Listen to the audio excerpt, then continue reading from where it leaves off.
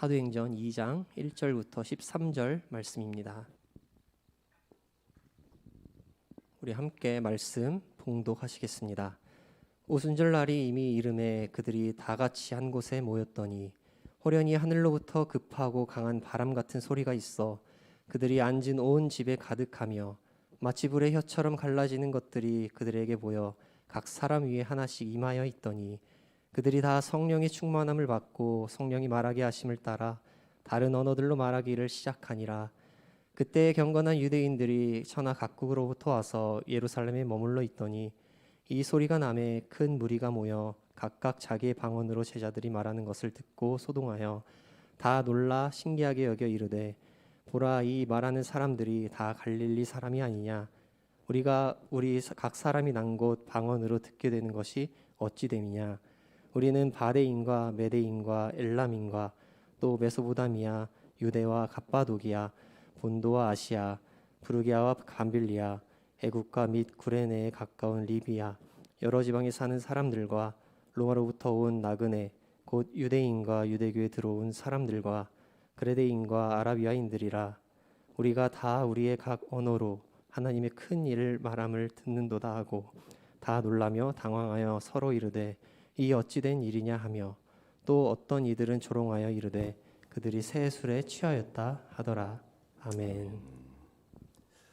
할렐루야. 오늘도 각 처소에서 새벽을 깨워 이 자리에 함께하고 계시는 모든 분들을 주님의 이름으로 환영합니다. 오늘도 우리의 모든 삶 속에 하나님이 예비하신 특별한 성령의 은혜가 함께하실 줄 믿습니다.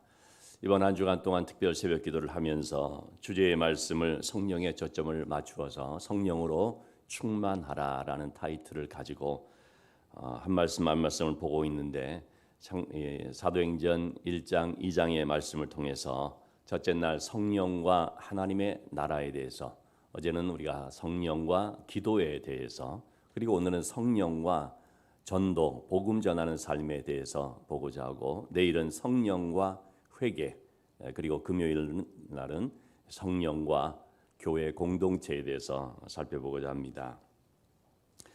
자, 어제 우리가 본 것처럼 120명의 성도들이 마가의 다락방에 모여서 간절함으로 기도했을 때 하나님이 약속하신 것을 바라보며 오로지 기도에 전념을 하게 됐을 때 드디어 때가 되어 하나님이 약속하신 성령이 임하시게 됐습니다. 그때는 명절 날인 오순절 날이었습니다. 오늘 성경에 나오는 것처럼 경건한 유대인들이 각 나라에 흩어져 있다가 이제 성전으로 모여서 예배를 드리기 위해 성전으로 찾아오는 바로 그런 절기인 오순절 날이었습니다.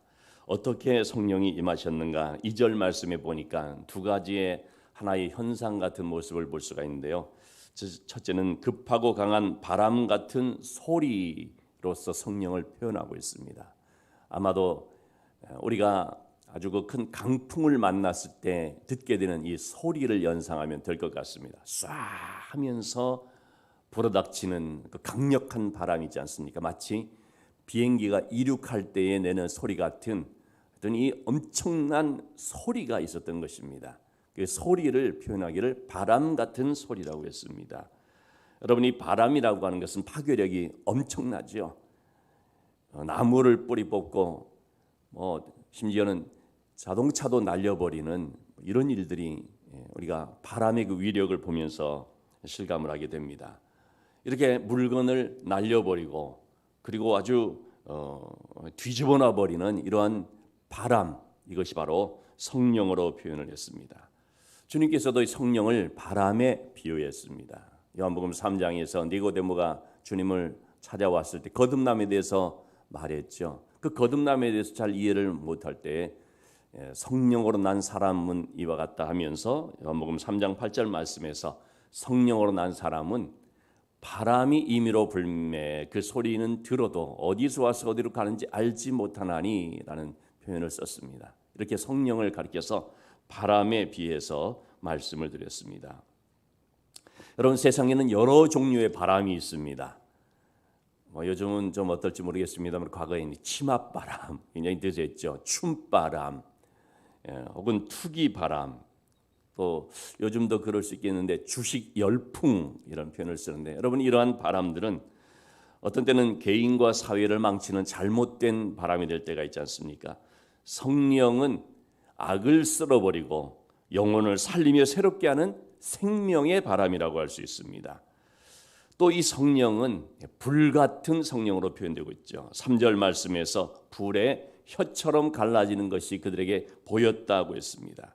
성령이 역사하면 마음이 뜨거워집니다. 누가복음 24장 32절 말씀에 나오는 것처럼 엠마오 마을로 내려가고 있던 제자들과 주님이 동행하시는데 예수님이 부활하셨다는 소식을 들었으면서도 믿지 못하는 그 제자들에게 예수님께 성경을 풀어서 쭉 말씀을 해주셨죠. 선지자와 모세의 글에 어떻게 되어 있는지 그때만 하더라도 느낌은 있었지만 정확하게 알지 못했던 이 제자들이 예수님께서 떡을 떼시며 축사하실 그때에 비로소 눈이 밝아져서 아 주님이시구나 하는 것을 알게 됐죠. 그러면서 하는 말이 뭐였습니까?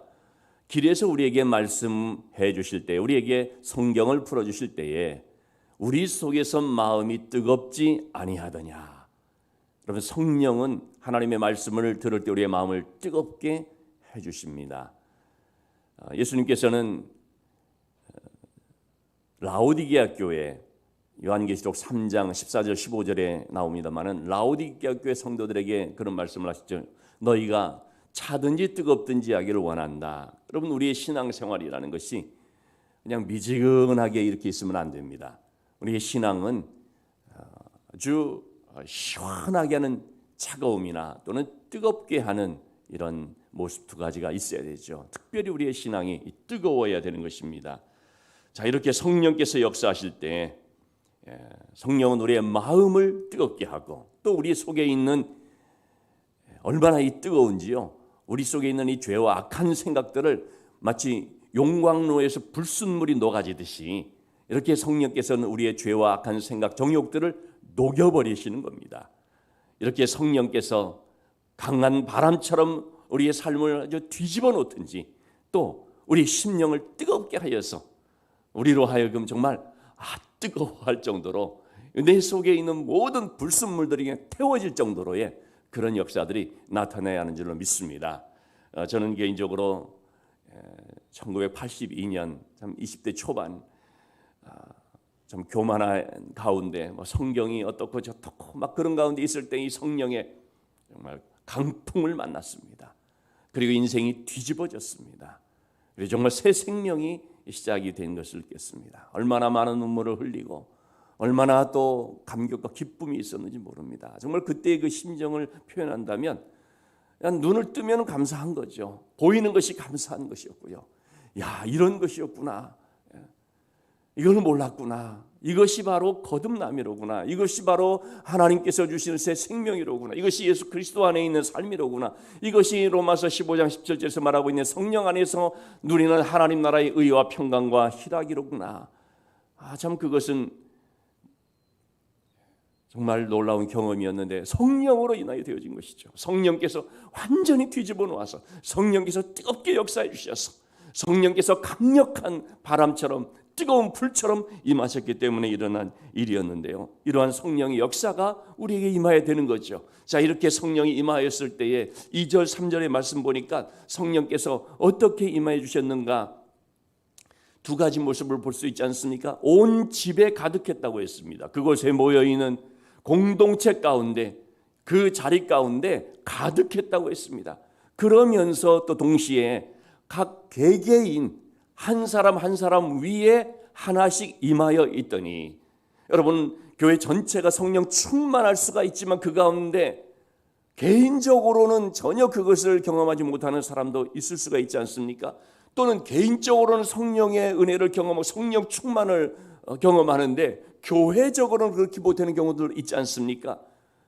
지금 여기 성경에서 말하고 있는 것은 이 두 가지가 같이 있었다라는 것입니다. 우리에게도 마찬가지입니다. 우리가 모여있는 이 모임 가운데 교회 공동체 가운데 성령이 충만해야 되고 또한 동시에 한 사람도 예외됨이 없이 열애됨이 없이 다 각자 위에 성령이 충만해야 되는 것입니다. 오순절 마가의 다락방에 임하였던 바로 성령은 그렇게 임하였습니다. 여러분, 그래서 우리가 기도할 때에 이렇게 기도할 수 있기를 원합니다. 우리 설림교회 전체 교회 공동체 전체에 성령 충만하게 해주시고, 그리고 우리 각 사람들 한 사람 한 사람, 어린아이들에게 이르기까지 한 사람도 예외 없이 성령 충만하게 해달라고, 각 사람 위에 성령이 임하게 해달라고 기도해 주시고, 또 그런 역사가 있게 되기를 주님 이름으로 축원합니다. 이렇게 공동체적으로 개인적으로 성령이 역사하시자 4절 말씀이 나오는 것처럼 다 성령의 충만함을 받았습니다. 모든 사람들이 성령의 충만함을 받았습니다. 바울 사도는 에베소에 있을 때에 어떤 제자들을 만났습니다. 사도행전 19장 1절 2절 말씀이죠. 믿는 사람들입니다. 제자라는 말을 듣는 사람들입니다. 그래서 그들에게 물었습니다. 너희가 믿을 때 성령을 받았느냐? 그들의 대답이 무엇이었습니까? 아니라, 성령을 안 받았다는 정도가 아니고요, 우리는 성령의 계심도 듣지 못하였노라. 여러분, 이게 어찌된 일일까요? 믿는다고 하는데, 그런데 성령을 안 받는 경우, 또는 성령이 있음도 모르는 그런 경우가 있는 것입니다. 교회를 다니면서 분명히 믿음을 갖는다고, 예수 그리스도의 십자가와 부활을 내가 믿는다는 것입니다.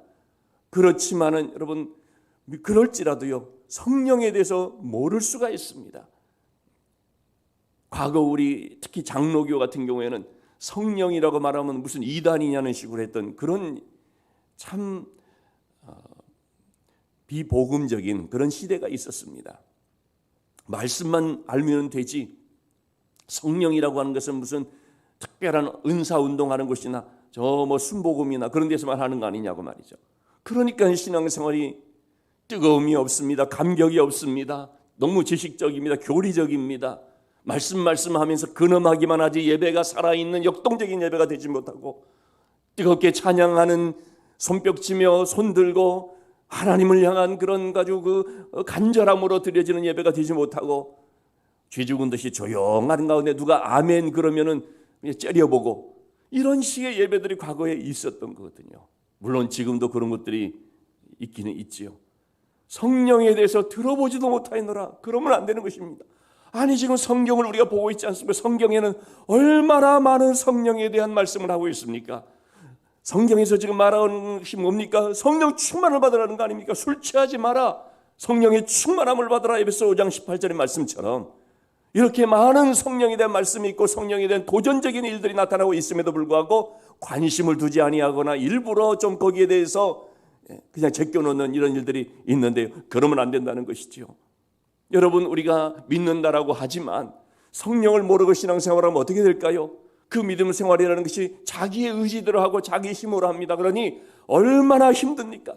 신앙생활하는데 성령의 은혜를 통하여서 그렇게 신앙생활하는 사람과 자기 힘으로서 신앙생활한다는 것은 너무나 힘든 것입니다. 여러분, 마치요, 우리가 자동차를 이렇게 가지고 있는데요, 그 자동차 시동을 걸어 가야 되는데, 그러면 그 차를 타고서 얼마나 기분 좋게 잘 달립니까? 자동차가 있는데요, 시동을 걸어서 가는 것이 아니라 자기가 그걸 끌고 가고 있는 거예요.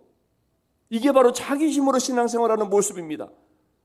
아니, 얼마나 이게 안타까운 모습입니까? 자동차가 있는 것은 타고 가라는 것인데요, 시동을 걸어서 그냥 그 자동차의 힘으로서, 엔진으로서 가는 것인데, 그렇지 않고 이 성령이라는 걸 알지 못할 때에 그걸로 그냥 끌고 가고 밀고 가고 그런 식으로 신앙생활을 한다는 것은, 그것은 아주 정말 힘든 신앙생활이 되는 것이죠. 그래서 바울 사도가 성령에 대해서 말을 했던 것입니다. 믿는다고 하는 사람들에게 너희가 성령을 받았느냐? 우리가 믿는다고 할 때 우리는 성령 충만한 가운데 믿음 생활 되어야 하는 것입니다. 에스겔은 성전 문에서 흘러내려오는 그 물을 보면서 놀라운 그런 역사를 이제 체험을 했고, 또 그것을 하나의 성령의 그런 역사로서 우리에게 증거를 하고 있죠. 성전 문지방에서 흘러내려오는 물이 처음에는 발목 정도에 이르렀습니다. 다시 측량을 하니까 이번에는 무릎 정도로 또 이렇게 물이 차올랐습니다. 또 좀 가다 보니까 물이 허리까지 차올랐습니다. 그리고 또 가면서 측량을 해봤더니 이번에는 물이 건너지 못할 강이 된지라 온 그런 몸을 다 채워버렸다는 것이죠.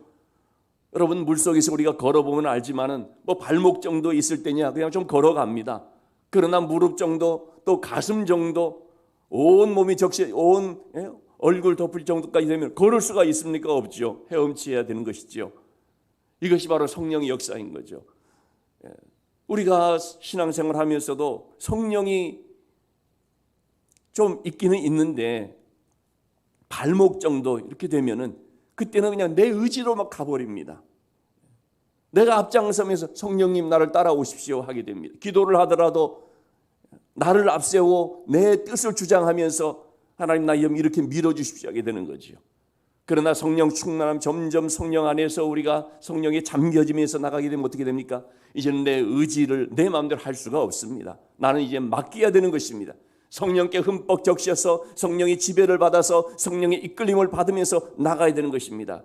그런데 그것이 더 우리에게는 복된 것이고 더 자유로운 것이고 더 큰 은혜를 받는 것이고 내 의지가 이제는 완전히 꺾여지고 내 자아가 이제는 완전히 내려놓고 성령의 인도하심을 받으면서 가는 삶이 되다 보니까 그러니까 그는 진정 하나님께 쓰임받는 하나님의 인도함을 받고 하나님께 쓰임받는 삶이 될 수 있는 것이죠. 자, 이처럼 우리가 성령에 완전히 잠겨서 성령의 그 물에 완전히 우리가 푹 빠져서 온전히 지배를 받는 삶이 되어야 할 줄로 믿습니다. 자, 이렇게 성령 충만하자 어떤 일이 벌어졌습니까? 성령이 말하게 하심을 따라 다른 언어들로 말하기 시작하니라. 여러분, 성령 충만하였을 때 나타난 놀라운 현상이 뭐냐면 말이 바뀌는 것이었습니다. 이 말이 바뀌는 것은 어떻게 바뀐 것입니까? 그냥 모두 다 알아듣지 못하는 말이 아니고 외국어로서 다른 지역에서 난 사람들이 자기 말로 알아듣는 그런 말이었습니다. 이걸 방언이라고 했습니다. 고린도전서에서 나오는 방언이 아닌 이 사도행전에서 나오는 방언은 다른 외국 지역에서 온 사람들이 알아듣는 말이었습니다. 그러니까 여러분, 성령 충만하고 성령의 은혜가 임하였을 때 방언이 나온다고 한 그것은 기도와 관련된 것 이전에 먼저 전도와 관련됐다는 사실을 우리가 알아야 됩니다. 그러니까 성령 충만하여서 우리가 방언을 하게 된다고 할 때 그것은 먼저 전도의 입술이 되어진다는 사실을 알아야 한다는 것입니다. 그러니까 성령 충만한 사람에게 나타나는 첫 번째 현상, 첫 번째 열매가 뭐겠습니까? 전도의 문이 열리는 것입니다. 전도의 입술이 열리는 것입니다. 혀가 바뀌어지는데 전도하는 입으로 바뀌어지더라는 것입니다. 그동안에 내가 하지 못하였던 복음의 말이 내 입에서 그냥 나오게 되는 것입니다. 그리고 그것을 듣는 사람들이 보면서 깜짝 놀라게 되는 거죠. 창세기 11장 9절에 보면 사람들이 교만해져서 탑을 쌓아 우리가 하늘에 오르자 하는 일이 있게 됩니다. 그걸 바벨탑이라고 했는데요. 그걸 보시고 하나님께서 그들의 언어를 흩으시게 됩니다. 온 땅의 언어가 하나라서 그들이 서로 연합해서 이렇게 하나님께 도전하는 이런 악한 일을 하고 있다. 그래서 언어를 혼잡하게 해서 온 지면에 흩어지는데 각각의 언어로 흩어져 버리게 되었죠. 자, 그런데 성령께서 임하시게 되자 어떤 일이 벌어진 것입니까? 바로 이러한 언어들이 이제 모여지게 되는 것입니다. 흩어졌던 언어들이었는데 성령의 말하게 하심을 따라서 다 알아듣는 그런 언어가 되어지니까 언어가 마치 모여지듯이 된 거죠.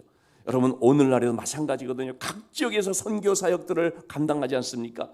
그런 모든 그런 선교사님들이 각 언어로 나가서 말씀을 전하게 되는데 이 언어들이 흩어졌던 언어들이 모여지는데 무엇을 통해서 모여집니까? 복음의 말씀을 통해서, 복음의 말씀을 들으면서 이런 일들이 오늘날 우리 가운데도 이루어지고 있는 것을 봅니다. 자, 이와 같은 자기들의 말로 듣게 되자 6절 8절에 나와 있는 것처럼 여러 지역에서 온 사람들이 정말 깜짝 놀랐습니다. 소동을 일으키게 됐습니다. 신기하게 여겼습니다. 아니, 이 사람들이 갈릴리 사람들이 아닌가?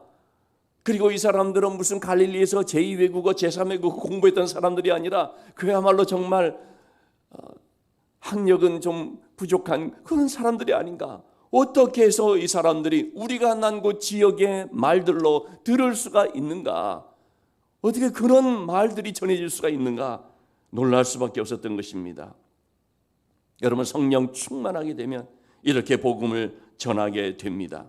성령의 지배를 받게 될 때에 먼저 혀가 하나님의 말씀을 전하는 생명의 입술로 바뀌게 되는 거죠. 전도의 역사가 나타나죠. 그래서 성령은 한마디로 말하면 전도의 영인 것입니다. 우리 첫째 날 살펴봤지 않습니까? 오직 성령이 너희에게 임하시면 너희가 권능을 받고 예루살렘과 온 유대와 사마리아 땅끝까지 이르러서 내 증인이 되리라. 성령이 임하시면 나타나는 열매가 뭐라고 했습니까? 증인이 된다는 것입니다. 증인이 뭡니까? 복음 전도의 증인입니다. 바로 이 일이 지금 이렇게 이루어지게 된 것이죠. 성령이 임하시자 그들의 입술이 변화가 되어서 복음을 전하는 증인의 입술이 되었습니다. 전도자의 혀가 되었습니다. 복음의 말이 그들의 입에서 나오게 됐습니다. 복음이 전해지자 그들은 11절 말씀에서 우리가 하나님의 큰 일을 말함을 듣는도다 그랬습니다. 여러분, 사도들이 전한 복음이 과연 뭐라는 것입니까? 하나님의 큰 일인데 그 하나님의 큰 일을 말하는 것이 뭐냐면 십자가와 부활이었던 것이죠. 예수님께서 십자가에서 죽으시고 그리고 그 예수님을 하나님께서 살리셨도다. 우리는 이 일의 증인이라. 십자가와 부활에 대한 복음을 전하면서 우리가 증인이다. 땅끝까지 이르는 내 증인이 되리라 하신 말씀대로 우리가 증인이다라는 그런 얘기를 하고 있는 것입니다.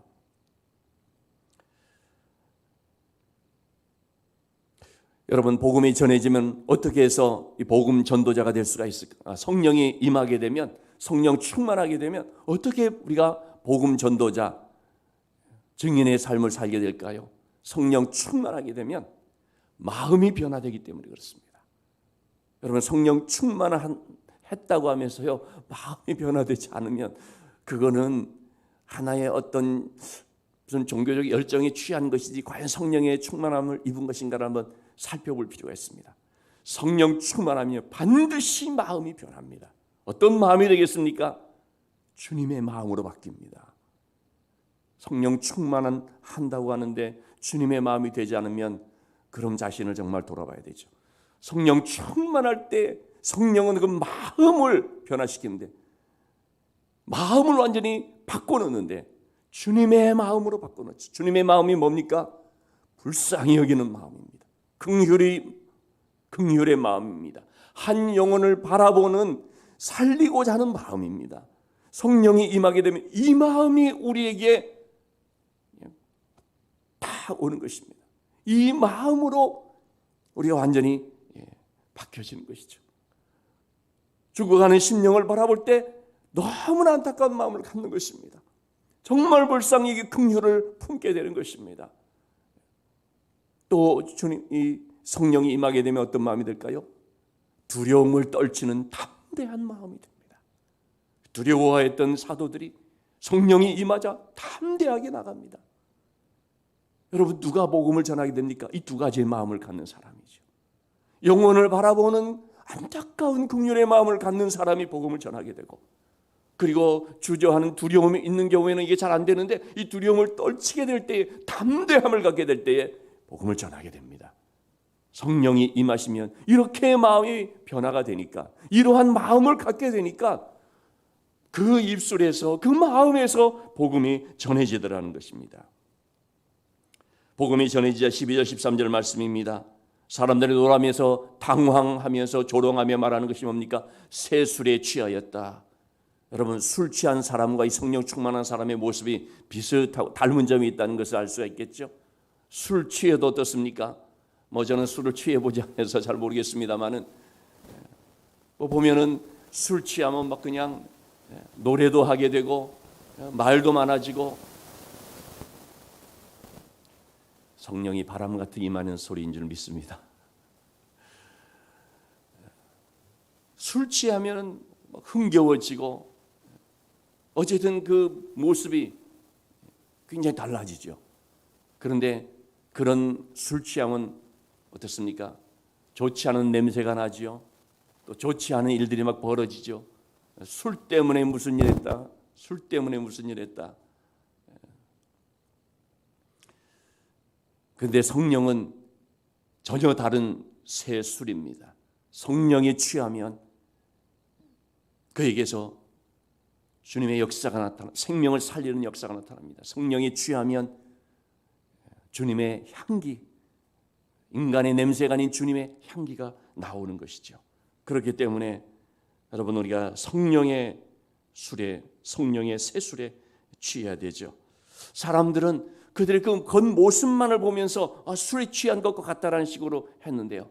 여러분 이렇게 나타난 현상이 아니라 그 근원을 볼 수 있어야 됩니다. 영화 관상이라고 하는 영화가 있는데 참 저도 재밌게 봤습니다.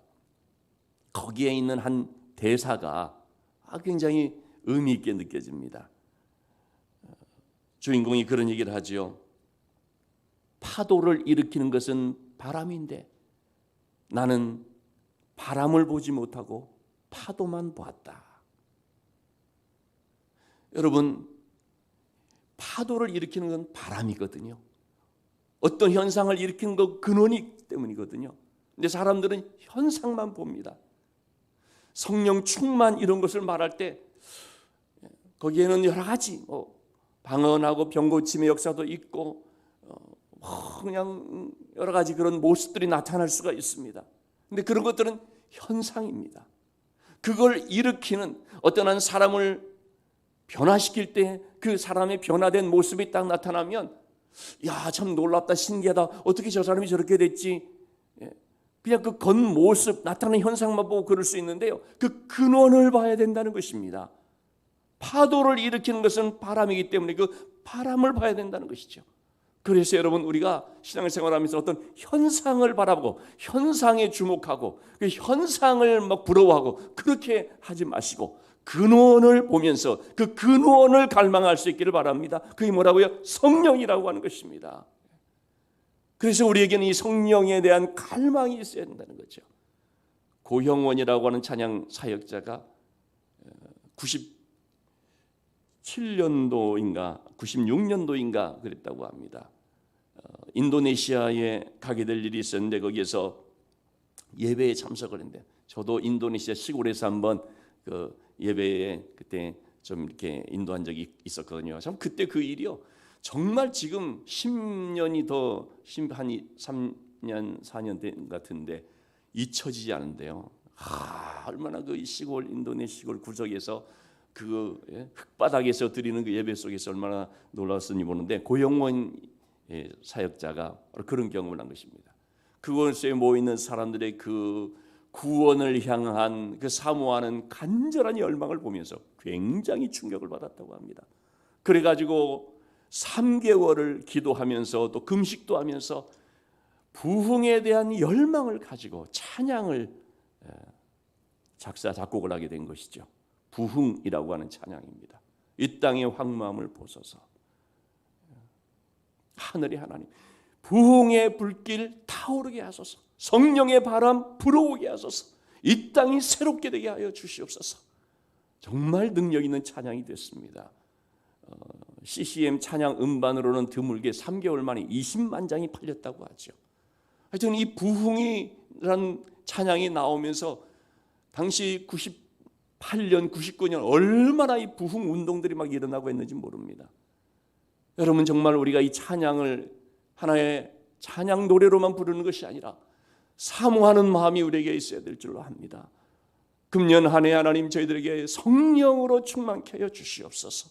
날마다의 삶이 성령의 충만함을 있게 하여 주셔서 성령의 완전히 내가 지배를 받고 성령의 이끌림을 받고 성령께서 내 삶을 완전히 뒤집어 놓아 주시고 성령으로 말미암아 거룩한 열매를 맺고 복음이 전해지고 하나님의 의의 도구가 되어지고 성령으로 말미암아 내가 살아가는 이 땅에서의 삶이 참 하나님의 인도하심을 받는 정말 내 힘으로 사는 것이 아니라 성령의 인도하심을 받기 때문에 너무나 수월하게 살아가는 그런 삶이 될 수 있도록 여러분 오늘도 이 시간 우리가 성령을 사모하며 성령의 충만함이 오순절 마가의 다락방에 임하였던 것처럼 오늘 바로 나에게 오늘 우리 교회 가운데 임할 수 있기를 사모하면서 기도하는 시간이 될 수 있기를 주님의 이름으로 축원합니다.